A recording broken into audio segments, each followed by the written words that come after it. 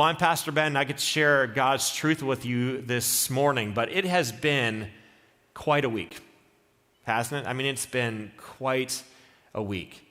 Last week we met here for our weekend worship services. We were following the CDC. We fell underneath that threshold, but we still took a lot of precautions. And for every precaution we took, we thought, is this too much? Is this enough? What's going to happen? Will this reach our small community? And by the time we got home from our Sunday services, we knew that the CDC actually lowered the threshold. So now is only 50 people that could gather together. And if you were over 60 years old, only 10 people. And after we got that news, soon the governor came on and said, look, there's no more restaurants and bars operating for dine-in service. And it just felt like everything around us was crumbling and changing. And so we took that news and we started adapting our lives to it. We started recalibrating ourselves to prepare for this moment and so we could care for our families and make sure that everything was working just so. And just about the time that we had a handle on that, on Monday morning, our president came out, President Trump, and he said, look, no gatherings over 10 for 15 days. That started impacting us in an even more heavy-handed way. And we thought, how are we going to do this? What does this mean for me? And for some of us, that meant that we weren't working during this time. And for some of us, that was a huge, huge deal because if we don't work, we don't get paid, and we hardly have enough money to get to the next paycheck. And if we're not working, what are we going to do? For some of us, we were stressed out, we were overworked, and so it was kind of a nice little reprieve for us.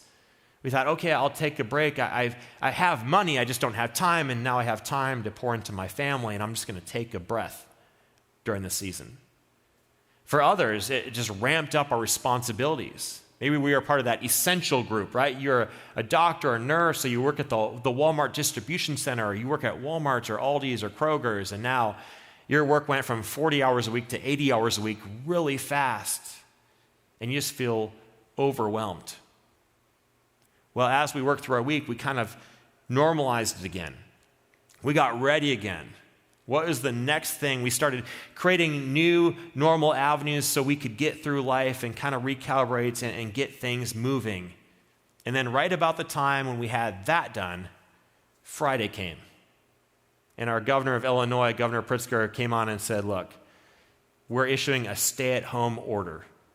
And for many of us, that meant that we were not working anymore, or we were at least working from home. It's amazing what can happen in a week. But when we're confined to home, this is what we do. If you've been at home this whole week or just for a short period of time, there's only so much we can do, isn't there? And so after time, what do? We start turning on our TV, right? Start watching our TV shows. We start watching our movies. Maybe if you're a better person than me, you start reading a book, right? But we start getting into stories is what we do. And even if we're one of those people that are working nonstop right now, when we get home and when we need a break, we don't want to think about this, right? We just want to relax.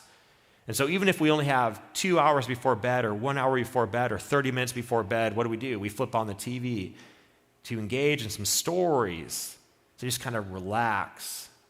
So this is my hope.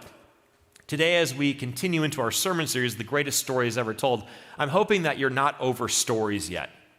I'm hoping that you're still willing to step in and hear the greatest stories ever told by the greatest storyteller to ever walk the face of the earth, because these stories are different. These stories have the power to transform your life and to transform how you see life. But this is what we know about stories, and this is what you know about stories, is that all stories are not created equal. Right? If you've been at home this whole week, maybe you flip through Netflix and you've realized really quickly that not every movie on Netflix is created equal. Some are good and some are just horrible. Let's be honest, right? We all understand this. So I'm going to give you a little cheat today. This is what you can do. This will help you actually sort through good movies and bad movies. So this is what I do. If I'm about to watch a movie, I go online and I find out how many awards that Hollywood has given a movie. And then I look at how many awards that Hollywood has given, and then I realize if there's a lot of awards that this movie has received, there's no way I'm watching that movie. Because it's a horrible movie, right? Every time I fall into that trap and watch a movie that won a bunch of accolades, I always hate that movie. Now, it might be because I'm not refined, but I'm just telling you, it always works. If I watch a movie that has won a bunch of awards, it's just a horrible, horrible, horrible movie. But there's another type of movie that I don't really enjoy. It's the foreign film. I don't enjoy the foreign film. Now, for one reason. First of all, if I wanted to read, I would read a book, right? I don't want to read my movie as I'm watching it. So it's all done in a different language, right? So you have to read the subtitles. But there's something else about foreign movies. To understand a foreign movie and to really get it, you need to understand their culture and you need to understand their history. I mean, I got to be honest, that's just way too much work for me. I'm not interested in pouring forth all that effort just to enjoy a movie. If I'm watching a French movie, I don't want to learn the language, the history, and the culture. I just want to hear the story. Just let me hear the story. Well, today we're going to continue.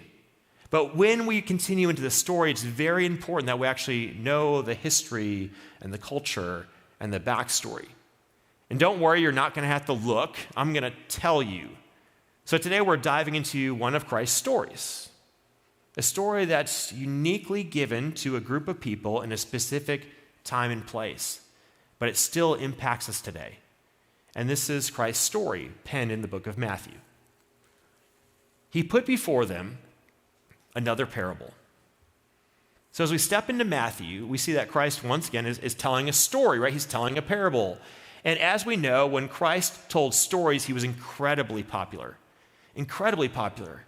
And there were large crowds that gathered around him. In fact, in this point in time, there were thousands upon thousands upon thousands of people that were crowding in on Jesus to hear his story. In fact, they were crowding in so far that because he was by a sea, he actually got in a boat and backed away from them because they were just trying to draw near, to be near him, to hear his story. So he gets in this boat and he begins to teach the crowd. And this is what we know about that crowd. Is that crowd had all sorts of people. People who were for Jesus, people who were against Jesus, right? People who were just waiting for him to misspeak so they could get him. There's people who were on the fence trying to figure out if he was something special or maybe he wasn't anything of significance. There were people who were following Jesus that were thinking, hey, I'm in, but maybe I'm about to leave, right? Maybe I'm not going to follow him anymore. There were all sorts of people in that crowd. And that's what I love about church, and that's what I love specifically about this time of online church. Anyone and everyone has access to these stories. So it doesn't matter if you're a Christ follower. It doesn't matter if you're against Christ. It doesn't matter if you're on the fence or if you're a Christ follower, but because of this crisis, you're thinking, hey, maybe I'm done. Maybe I'm over this. Because Christ has a message for each and every one of us. And he welcomes us all into his story. And this is the story that he tells. The kingdom of heaven is like. So he begins this parable in a way that he began a lot of his parables. He said, the kingdom of heaven is like, right? This is how the king operates in his kingdom. And this is what it will look like when the king is ruling. Well, as Americans, when we hear this, we don't really quite get it. Because we don't have a king. In fact, we had a king for a little bit of time early on in our story, and we fought him out of our country and his army, right? We don't really appreciate kings. We don't appreciate somebody telling us what to do. That's the American way, right? Don't tell me what to do. And so when we read things like this, we don't really get it. Because a king to us is a foreign concept. It's not something that we really want. It's not something that we're used to. In fact, the only thing that we know about the king is that England has a king, and we don't really understand why they have a king, and they have fancy weddings, and that's pretty much the gist of what we know about them. See, a king to us doesn't make sense because a king then has a child, and that child becomes the king, and why does that child become the king? Doesn't mean that they're wise or smart or educated. They're just the child of the king. And so this whole idea of a kingship is weird to us and foreign to us. But in this day, they knew this term because everyone had a king. And so they understood what Christ was talking about. In fact, in this day, most everyone had the same king or the same ruler because the Roman Empire was in charge of pretty much the whole known world at that time. So when Jesus starts talking about another king, There was two groups of people in that crowd. Those who were loyal to Rome, and they got a little nervous. What is he saying? What is he talking about? Is he talking about a rival king to our leader, to our emperor? What is he going to say? What is he implying? And they got a little nervous. Maybe they should report him. But the other group of people who were under Rome's boot leaned in because they wanted a new king. They wanted a king from heaven to protect them and care for them. They were hoping for a king to fight off Rome. And so when Jesus says, hey, the kingdom of heaven is like, or this king is going to be like, they're like, yeah, tell us. Tell us what this king is going to be like. We need some hope right now. We all need some hope right now. Well, this is what Jesus says. This kingdom of heaven, it's like a mustard seed. Now, I don't know about you, but we're not doing a lot of mustard farming around here, right? That's not really our thing. But we do understand what mustard is, right? We're pretty close to Chicago, and we all know that there's only one condiment that should go on the hot dog. That's mustard. If you said ketchup at home, please shut off the live stream and go into the other room, right? No, mustard is the only appropriate answer. Mustard is the topping for hot dogs, so we get that. But in this time and in this place, this actually was something that they farmed. In the Holy Land, this grows really, really, really well.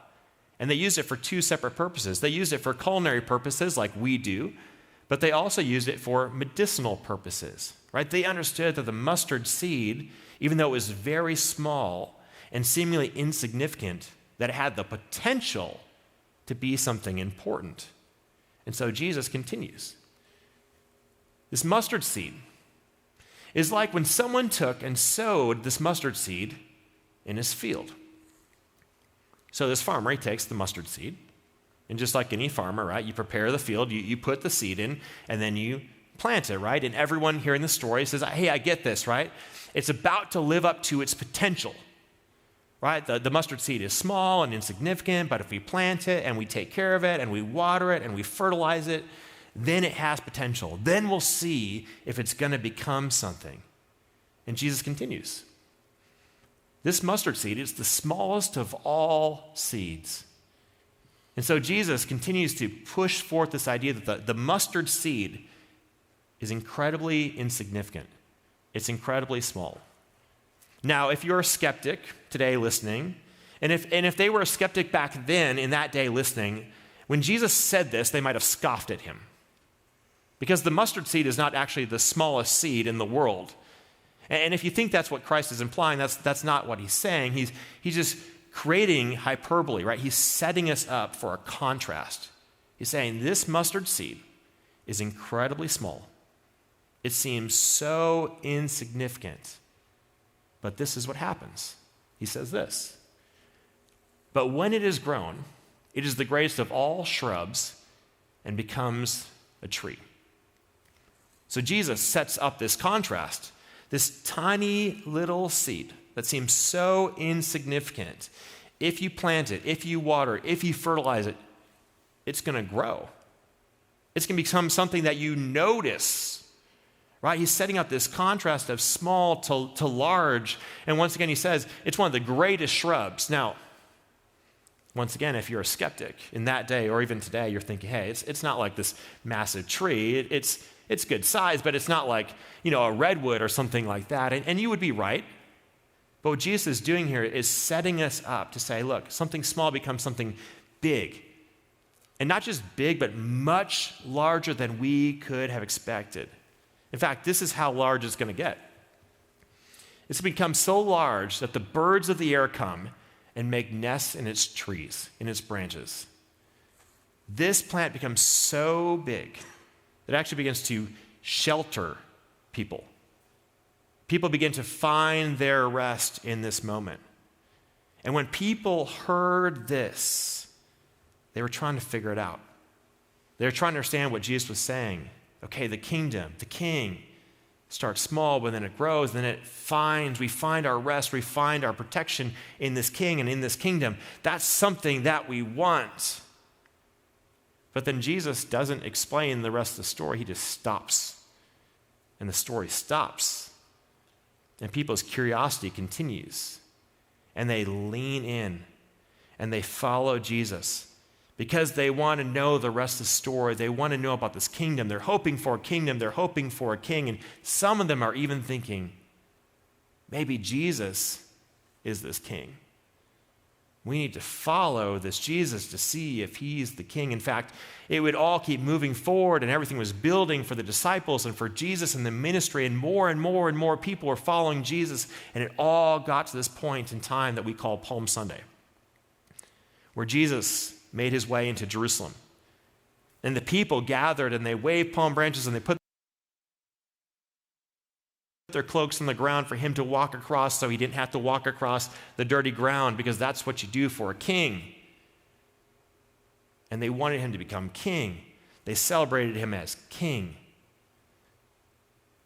But a lot can happen in a week. You see, soon after this, Jesus would have the crowd turn on him. The religious leaders would turn on him. He'd be falsely accused and imprisoned and whipped and beaten and tried by the Romans and put on a Roman cross.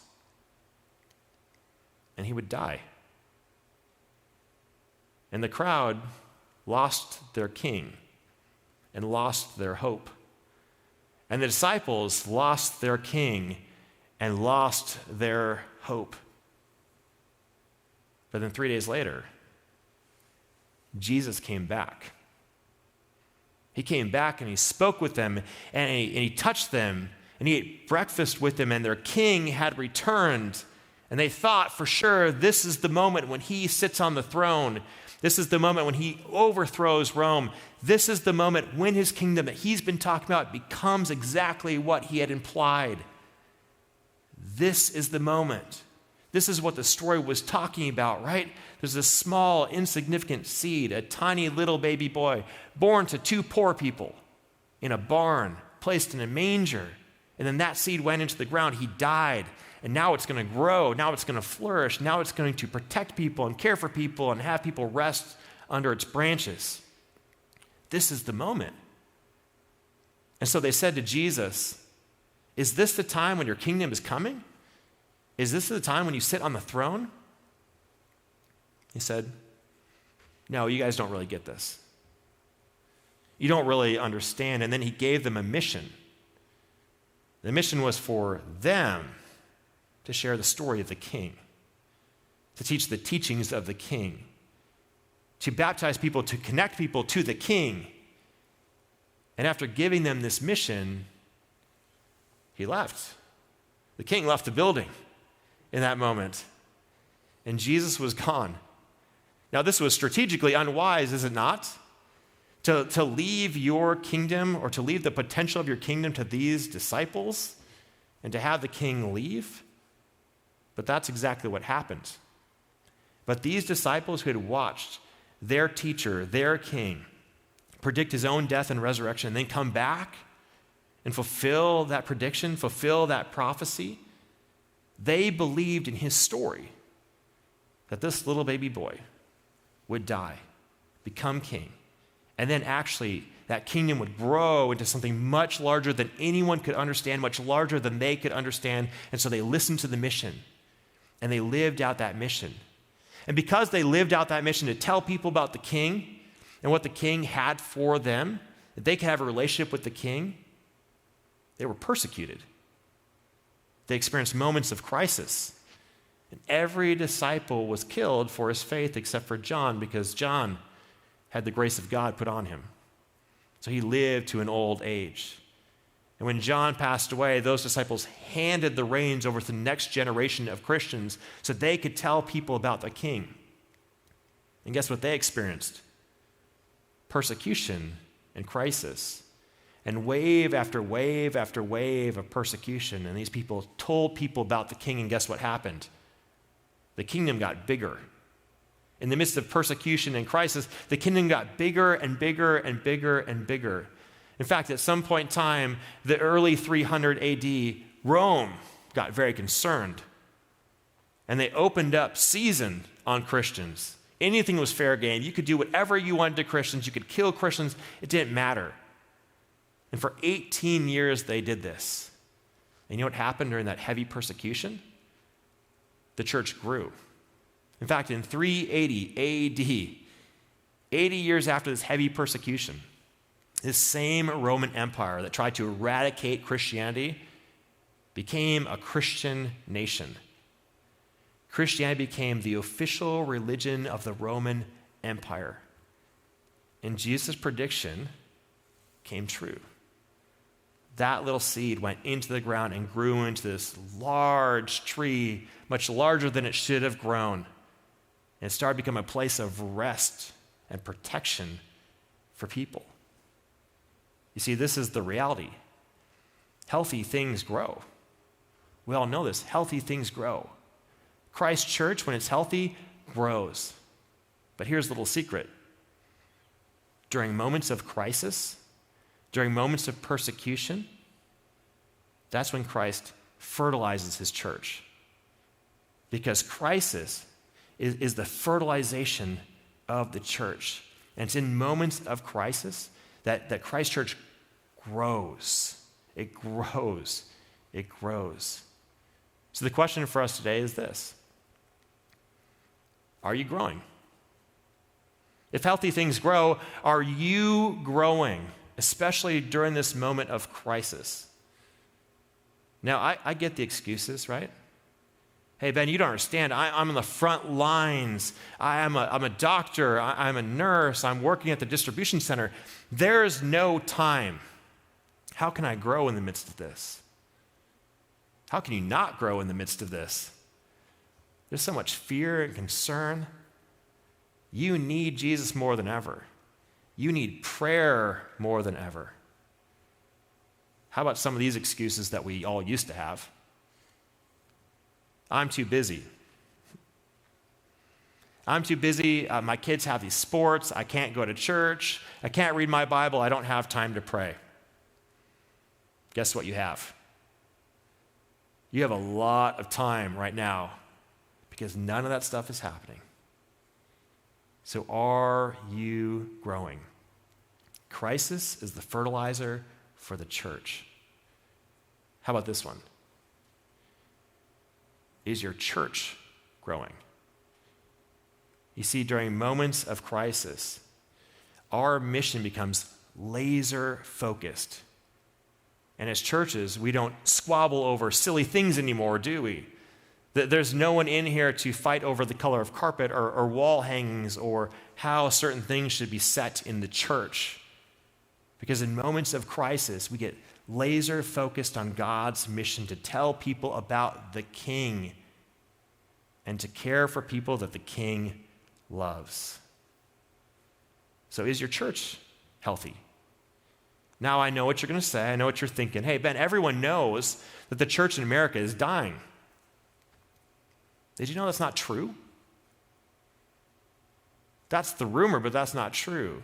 For the last 3 years, weekend attendance at churches has gone up every year.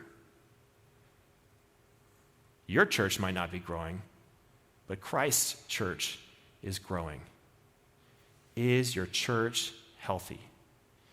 Is your church focused on what it's supposed to do, or is your church just focused on making you happy?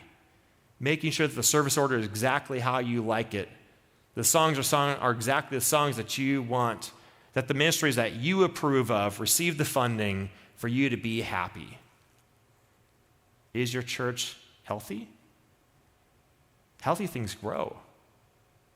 Healthy churches are growing. Christ has given us such a unique moment right now to get every church laser focused on the mission.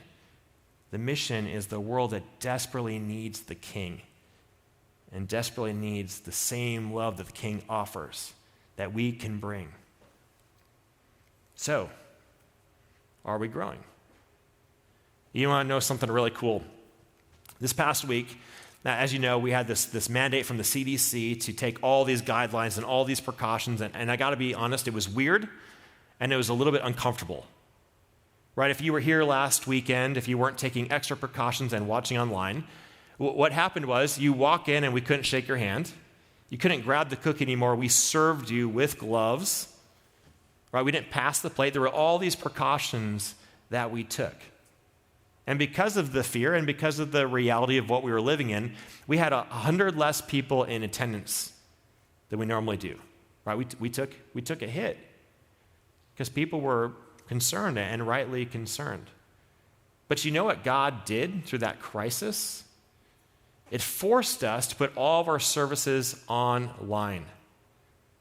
We had 262 people in our physical church last weekend.